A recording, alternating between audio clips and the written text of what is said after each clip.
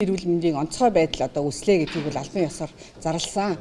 За үүнтэй холбогдуулан одоо өнөө өглөө эрүүл мэндийн сайдаар ахлуулсан эрүүл мэндийн яамны одоо энэ шинэ коронавирустэй тэмцэх одоо үйл ажиллагааг зохицуулах хороо хуралдаад нэгдүгээрт ямар шийдвэр гаргасан бэ гэхээр энэ одоо явж байгаа бүх одоо эрүүл мэндийн чиглэлээр явж байгаа үйл ажиллагаагаа улам эрчимжүүлэх. За хоёр дахин одоо нэлийн одоо хүчтэй арга хэмжээг авах. За энэ утгаараа бид нар бас одоо өнөөдөр бол онцгой байдлын онцгой комиссийн хурал, за их хуралд бол энэ асуудлаа танилцуулна. За мөн одоо бас донор орнуудтай одоо бид нар хандаж бас донор орнуудтайгаа хамтарсан одоо хурал хийх зэрэг ийм одоо ажлуудыг төлөвлөсөн байгаа. Ер нь бол эрүүл мэндийн салбар бол энэ шинэ коронавирус гарсан өдрөөс эхлээд 24 цагийн одоо бэлэн байдал ажиллаж байгаа. Тэгэхээр энэ бэлэн байдлаа бол бид нар одоо улам эрчимжүүлж хийх одоо ийм шаардлагатай байгаа гэдгийг одоо ярьж дараагийнхаа цаашд хийх ажлыг бол одоо бид нар эрүүл мэндийн яам бол ярилцаад ингээд төлөвлөсөн байгаа. За тэгэхээр бид нар энэ одоо асуудалтай холбогдуулан Дэлхийн эрүүл мэндийн байгууллагаас бол одоо нийгмийн эрүүл мэндийн онцгой байдлыг зарласан үйл явдлын талаар манай Дэлхийн эрүүл мэндийн байгууллагын суурин төлөөлөгч доктор Сергей Диордица та бүхэнд мэдээлэл хийнэ.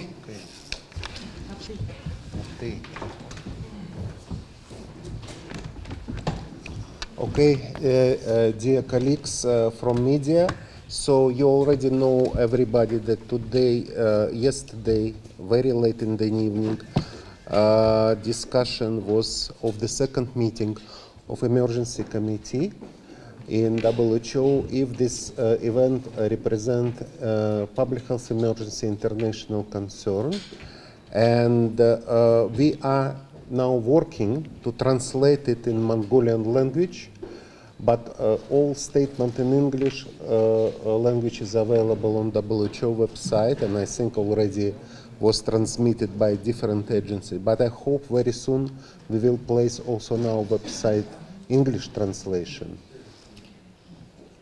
Who can?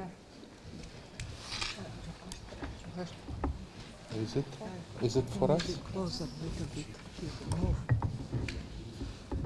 I don't know how to deal with this.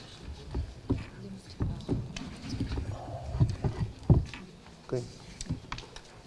Та бүхний энэ өдрийн мөргийг урд шөнө олон улсын эрүүл мэндийн дүрмийн онцгой байдлын хороо хуралдаж өчигдөр хуралдаад нэгдүгээр бүгд найрамд хятад ард улсад тохиолдлын тоо нэмэгдэж байгаа, хоёрдугаар хятадаас бусад улс орнууд нэмэгдэж байгаа мөн зарим орнууд зорчигчтой холбоотой шаардлагагүй арга хэмжээ авч эхэлсэнтэй холбоотойгоор шинэ коронавирусын нийгмийн эрүүл мэндийн ноцтой байдал гэж тодорхойлох санал оруулсан.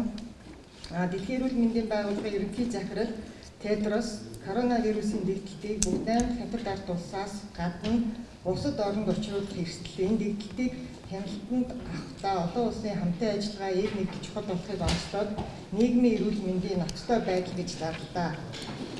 And you need to understand a very clear message that this is a decision was taken, like it's explained in the statement, not because of the something changing in epidemiology of the diseases, not about changing in the severity of the diseases. I will tell now what is China news about all the cases.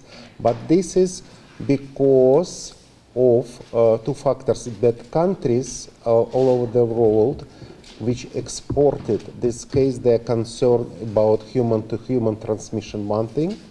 And the second one, countries who are still possible to export, some of the middle and low income countries, and their health system are weaker to make and prepare for appropriate response.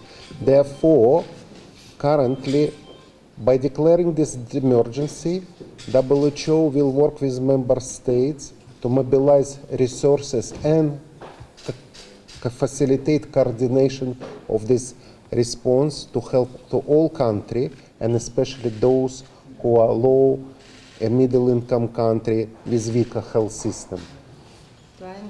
Энэ мэдээллийг болон энэ шийдвэрийг нөхцөл байдал өөрчлөгдөж байгаатай холбоотой өмнө нь зөвхөн одоо бүгд найрамд хятад ард улсад энэ халдварын тархалт явагдаж байсан бол бас бусад орнууд Дэлхийн эрүүл мэндийн байгууллагын 5 бүсэд одоо Африкаас бусад бүх бүсэд одоо энэ бүртгэгдэж эхэлсэн. Мөн энэ бусад орнуудад хүнээс хүнд ихэнх тохиолдол нь бол энэ Ухаан хотод зорчигдсантай холбоотойгоор халдвар бусад орнуудад гарч исэн бол 4 оронд Америкийн нэгдсэн улс, Герман, Япон, Вьетнамд хүнээс хүнд бас энэ халдвар тархах тохиолдлууд гарсантай холбоотойгоор бас энэ нөхцөл байдал хүндэрч байгаа. Мөн одоо энэ мэдээллийг бүтэн ихээр нь бид нэр вебсайтанда байрлуулнаа. Англиар одоо байрлуулсан байгаа. We already did. I heard. Now Numbers you already told. Okay, so now we have last dates, and I think Ministry of Health also going to report that we have in globally 7,834 cases and 170 deaths. In China, 7,736 confirmed.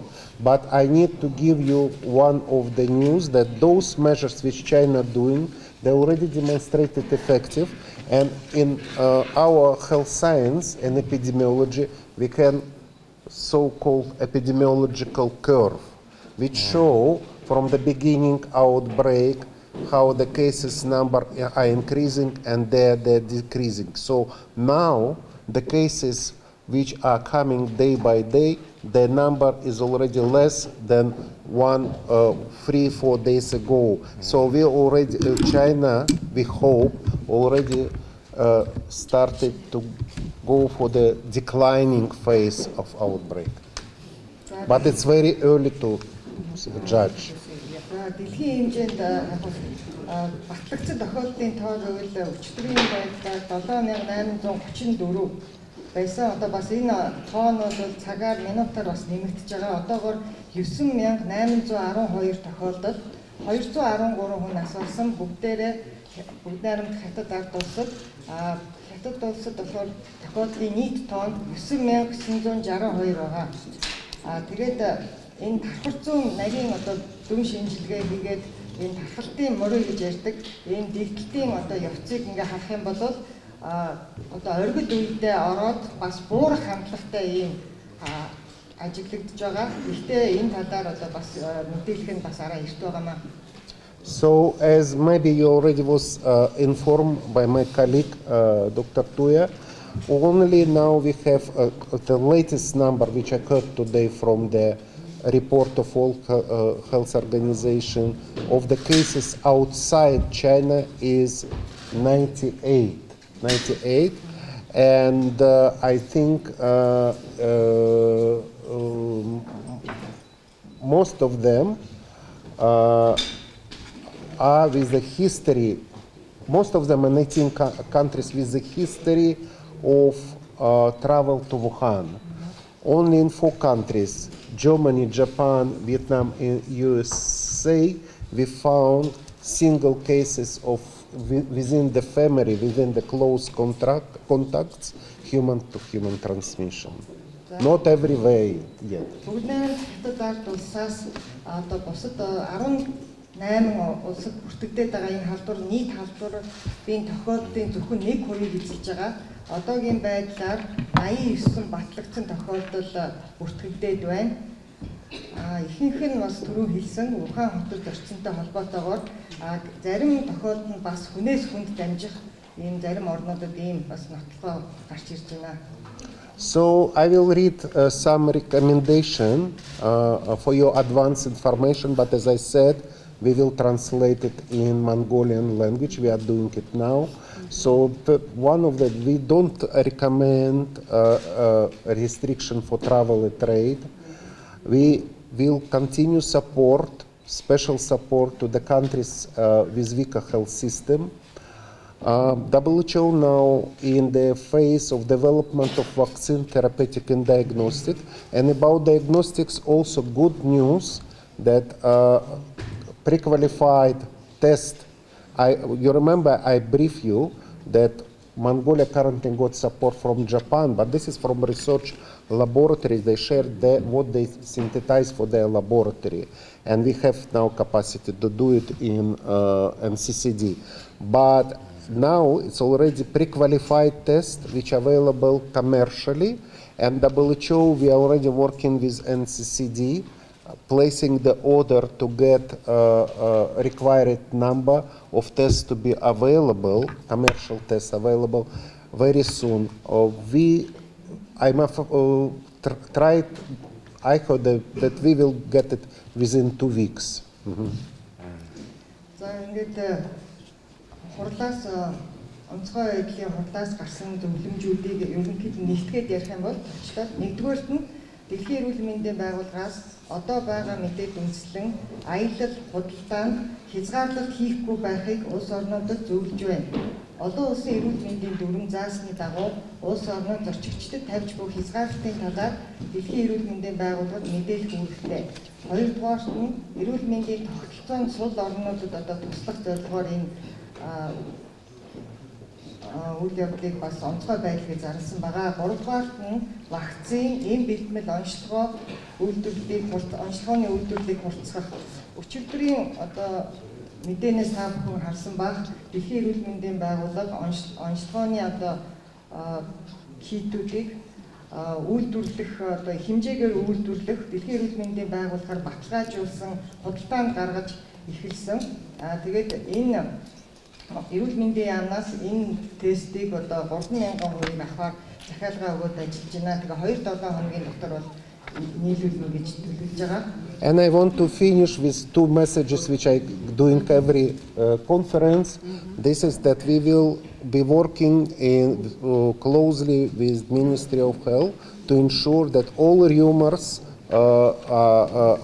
should not be, how to say, spread. We need to combat that, but we need to ensure that when you are getting true information. This is the first time, and the message to the citizens remains the same. Now, if you have travel of the history or contacts with people who was traveling with China, and you have symptoms, you need immediately to come and declare your sickness and be diagnosed.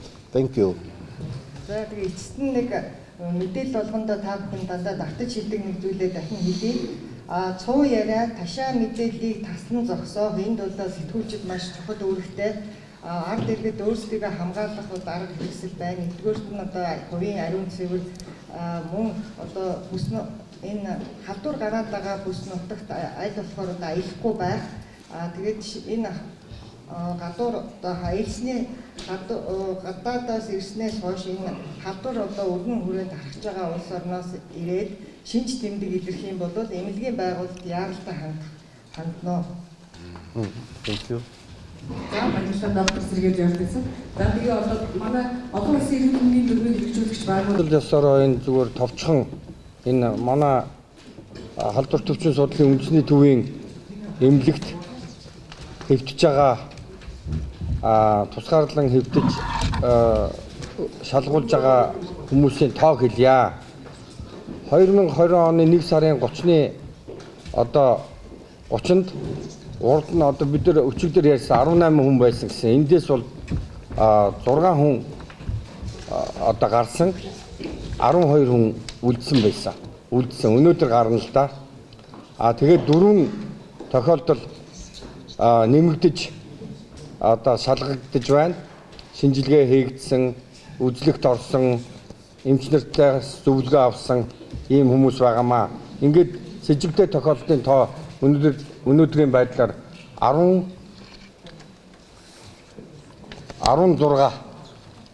гэдэг ийм юутай байна. За энэ тоо бол чухал биш. Тэгвэл бид нар бол энэ тоог зөв зүйтэй мэдээлж байгаа. Тэгээ аль одоо юу онгоцоор яаж ирсэн түүхүүдийг бид нар мэдээд одоо саяхан Сэргээ докторын хэлдгээр ямар хавьтал болсон, ямар одоо энэ халдварыг авах боломжтой хэсгүүдийг анамнез буюу халдвар судлалын асуумжаар тогтоогоод клиникийн шинж тэмдгийг бас наривчил тогтоогоод давхар бас лабораторийн шинжилгээ хийгээд ингээд явж байгаамаа. За энэ дээр бас саяын юу Дэлхийн эрүүл мэндийн байгууллагын толгой байгууллага хуралдаад шийдвэр гарсныг сая сэргээ доктор маань хэллээ. Тэгэхээр бид бас яг энэ бэлэн байдалтай холбогдуулж focal point буюу Монгол улсад байгаа энэ ажлыг зохион байгуулдаг халдвар төвчин судлалын үндэсний төвийн одоо энэ ажлын хэсэг баг шуурхаа хуралдаж бас бэлэн байдлаа одоо шалгаж дахин одоо баталгаажуулсан. Бидний одоо бэлдсэн үгээр бол 4 баг одоо бэлэн байдалд одоо ажиллаж байгаа. Тэгээ энэний ард бол одоо 2 дахин нэмэх буюу 8 баг ажиллах ийм нөөцийг сургаж бэлдсэн байгаа. Одоогийн байдлаар жишээ нь халдвар судлагч эмч, клиникийн эмч, лабораторийн эмч, мөн одоо жолооч бусад одоо баг хамт олон гэдэг ийм 4 одоо бүтэн багийг ажилуулж байгаа. Эдгээр маань ард талдаа бас нэмэлтээр ажиллах 4 баг гээд 8 баг ажиллах ийм бэлэн байдалд байгаа гэдгийг бас та бүхэн дамжуулж хэлье. За дараа нь бол одоо коронавирусын тухай бас дахин одоо сануулж хэлье. Анх одоо 60 онд онцлогдож байсан энэ вирус, титэм хэлбэртэй вирус. Тэгээд коронавирусын одоо энэ үүсгэж байгаа аюул нь болохоор энгийн ханиаднаас эхлээд ингээд шинж тэмдэг нь адилхан ингээд явдаг. Тэр урд нь бол одоо тэр MERS гээд гарсан. Тэгээ SARS гээд 2002 онд гарч ирсэн. Энэ өвчнүүдийг энэ их дэлхийд цочроосон одоо дэлхийн олон орнд халдвар дамжсан, тархсан энэ халдварыг үүсгэжсэн вирусын уламжил бол ийм түүхтэй. Тэгээ одоо энэ шинэ коронавирус 2019 оны одоо энэ вирус болохоор үндсэндээ бол судлагдж байна. Тэгээд 4 дэд бүлэгт хуваагддаг. Энэ нь бол альфа, бета, гамма, дельта гэдэг боловч альфа, гамма гэдэг энэ хэсэг нь бол өвчин үүсгэж байна гэсэн эхний ийм мэдээ байгаа.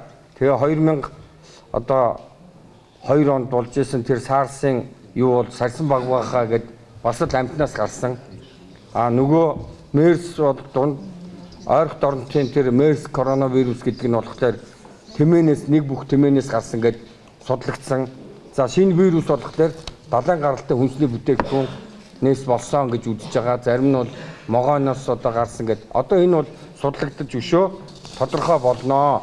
Өдөр болгон шинэ мэдээ, шинэ өөрчлөлт, шинжил гарч байгаа. Энэ дээр бол хятадын одоо энэ яг тэнд ажиллаж байгаа эмчнэрийн мэдээнүүд дээр дэлхийн одоо анализ хийгээд дэлхийн эрдэмтэд ажиллаж байгаамаа.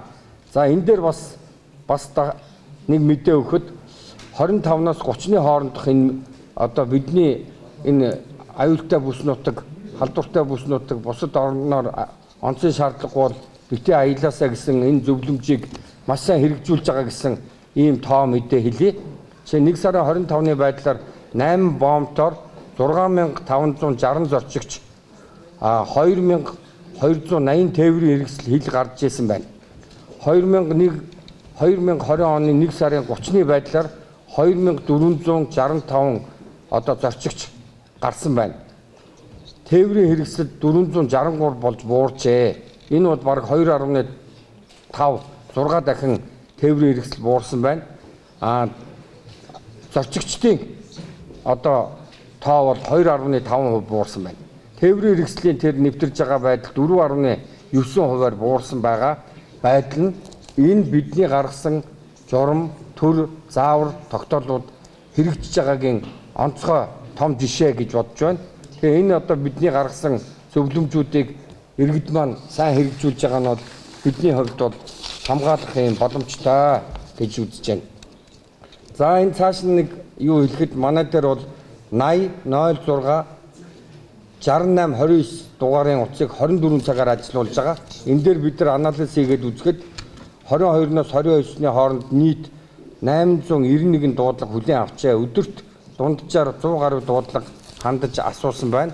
Нийт дуудлагын 50% нь энэ шинэ коронавирустай вирусын халдвартай холбоотой асуулт зөвлөмж авсан байна. Бидний ажил иргэдэд хүрч байгаагийн бас их одоо том жишээ гэж бодож байна. Нийт дуудлагын одоо 25% нь болов 24 цагийн энэ их одоо хүн хүч гаргаад нойргүй хонж ингэж уцаж байгаа энийг ачаал нэмэгдүүлж өөр чиглэлийн хамаагүй юм асууж ингэж бас ачааллыг хүндрүүлсэн байна. Тийм учраас ард иргэд маань хэрэгтэй зүйлээ зөв онож асуугаарай гэдгийг бас дамжуулан хэлье. Ухаан хотын ирээн одоо зорьсон с жигтэй тохиолдлыг илрүүлж шинжилгээ хийж байгаа энэ байдал гэж ингээд бидний мэдээлсэн юмнуудыг зарим нь одоо давтаж ингэж уцаар асууж байгаа нь бол бас онцгийн тач холбогдолтой биш ээ гэдгийг иргэддээ хэлье. Тэгээд Сэргээ докторийн бас нэг юун дээр би нэмэлтээр мэдээ өгье.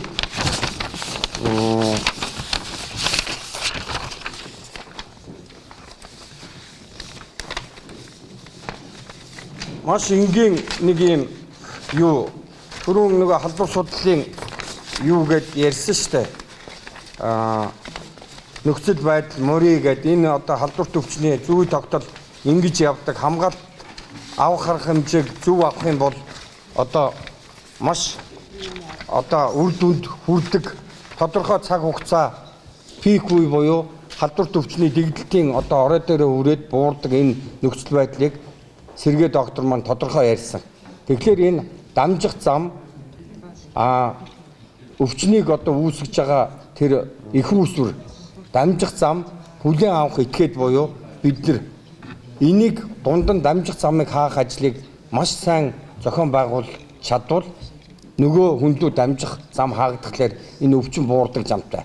Тэгээд жишээ нь Ухаан хотод одоо гол цөмөнд байгаа учраас Ухаан хотоос гарч байгаа энэ юу зорчигчдыг хаагаад мөн одоо ирж байгаа хүлээн авахчид буюу бид нар хамгаалтаа түрүүний өчигдрийн хэлдгээр сайн хийгээд мөн одоо үүсгэж байгаа тэр нөгөө их үүсвэрийг судалж тогтоогоод тэрний мөн чанартай сайн мэдснээр энэ тэмцэл сайн болно. Тэгэхээр одоо тодорхой ганц нэг тоогоор одоо нас уралтын тоог хэлж байна, эмчлэгдсэн тоог хэлж байна. Тэгээд энэ дамжих замыг энэ гурван арга хэмжээг хооронд нь уялдуулж арга хэмжээгээ зөв авч чадвал түрүүний Сэргээ доктор хэлдгээр буурах замтай. Тийм учраас тодорхой хугацааны дараа бид нар бол одоо энэ үр дүн зөв явж байгаа нь харагдах болов уу гэж бодож байна. Бас нэг юм нэмэлтээр хэлэхэд энэ вирусын зургийг та бүхэн олон удаа телевизээр харсан. Энэ яг өөрийнх нь бодит байдал. Би гадаад паспортон дээр зураг аваад ахуулаад тавихад миний зураг яг л миний дүр гэдэг шиг энэ вирусын одоо үнэн төрх нь энэ байна. Олон одоо сая дахин өсгсөн электрон микроскопоор дамжуулан авсан энэ төрх титэм зүүцсэн юм шиг олон титэм малгай угалцсан юм шиг ийм төрхтэй ийм эвгүй вирус байгаа. Энийний тухай сүүлийн энэ гарсан 19 оны одоо вирусын судалгааг бол эрдэмтэд бол вируслогчид маш эрчимтэй хийж байна, судалж байна.